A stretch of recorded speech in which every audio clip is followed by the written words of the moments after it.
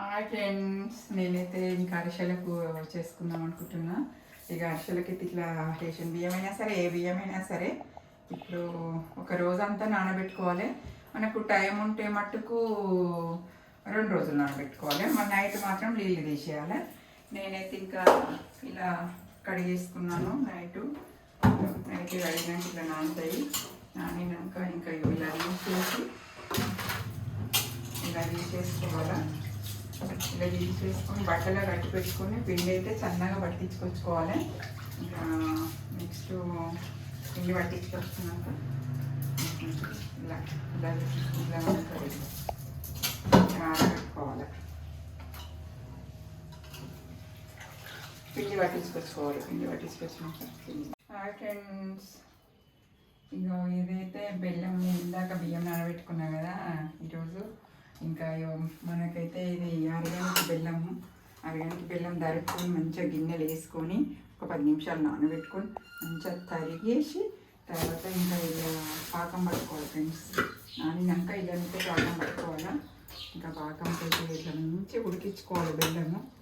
పాకము ఎంత ఓపికగా పట్టుకుంటే అరిసె అంత టేస్ట్గా ఉంటుంది.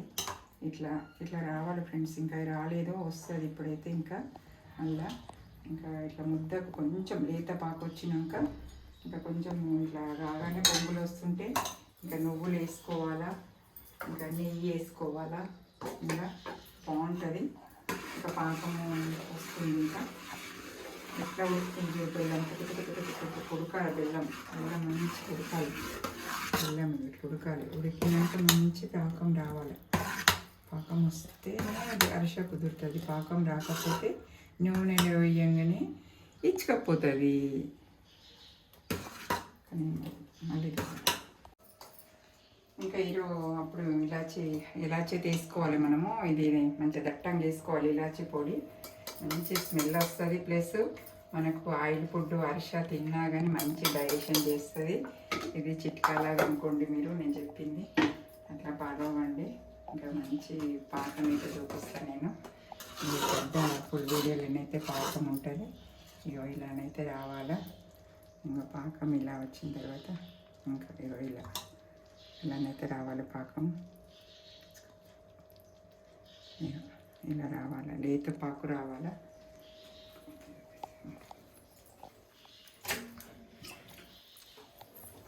పాకు అయితే రావాలా. మంచిగా పాకు వచ్చినాక తొందర పడకండి. గట్టి పాకు అయితే తీసుకోకండి. గట్టి పాకు అయితే బాగుండదు అరిసెకు. ఇలా వస్తుంది.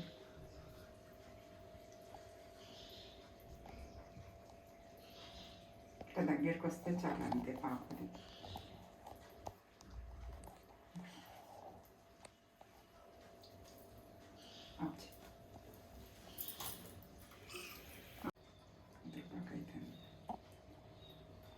ఇలానైతే రావాలి అరిసెల పాకు.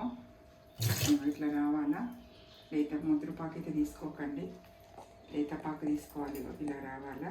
అంతే ముద్ర అయిపోతుంది. పాకు రాగానే పిండి ఓకే విధానం కూడా కలుపుకుంటూ పోసుకోవాలా. అంతా పిండి అయిపోయేదాకా ఇలానే కలుపుకోవాలా. చూసుకుంటూ పోసుకోవాలా. ఒక్కరమైనా చేసుకోవచ్చు ఎరుపు వేసుకుంటా. నేనైతే ఎవరు ఎరుపు తీసుకొని దీనికోసం చాలామంది మనిషి రావాలని అంటారు. చేసినా కానీ నేనైతే చేసి కూడా చూపిస్తాను. ఇంకా ఇలానే చేసుకుంటాను.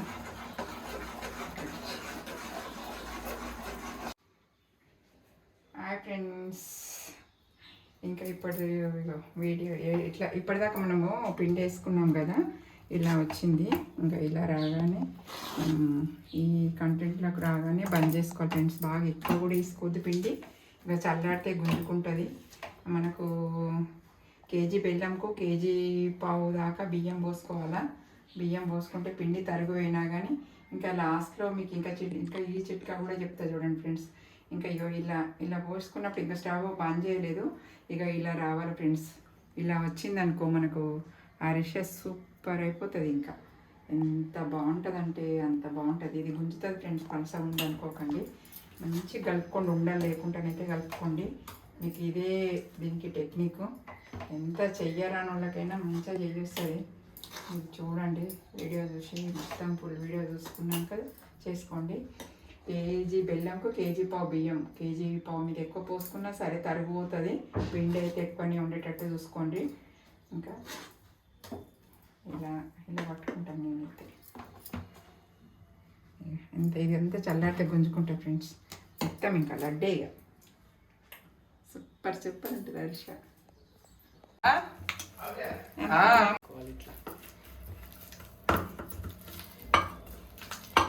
ఇలా పిండి రెడీ అయిపోయాక ఇలా ప్రెస్ చేసుకోవాలి ఫ్రెండ్స్.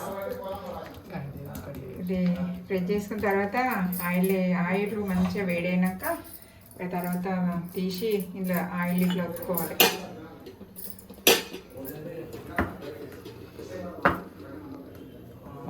చేసినప్పుడు అట్లా ఇట్లా 2-3 కూడా చేసుకోవచ్చు.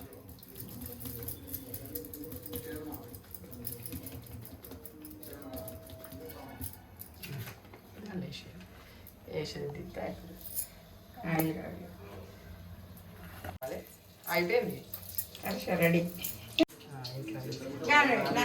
సార్ ఓ సారు ఇంకా న్యాప్కిన్ ఇవి కదా, ఇంకా దొడ్డు న్యాప్కిన్ వేసుకోవాలని చెప్పుకోవాలి ఫ్రెండ్స్. అరిసె చేసుకున్నాక ఫుల్ ఆయిల్ ఉంటుంది కదా, దాని మట్టుకు సూపర్ ఉంటుంది అరిసె, చాలా బాగుంటుంది. Ready arise ready. అన్నీ అట్లా న్యాప్కిన్ పేపర్లు వేసుకోవాలి. ఇట్లా పేపర్లు వేసుకోవాలండి, న్యూస్ పేపర్లు వేసుకోవాలి. రెడీ అయినాక చాలా బాగుంటుంది, ఆయిల్ పోతుంది. న్యూస్ పేపర్లు వేయద్దు, టిష్యూ పేపర్లు వేసుకోవాలా. అరిసెలు రెడీ. వేడి వేడి అరిసెలు రెడీ. ఇంకేం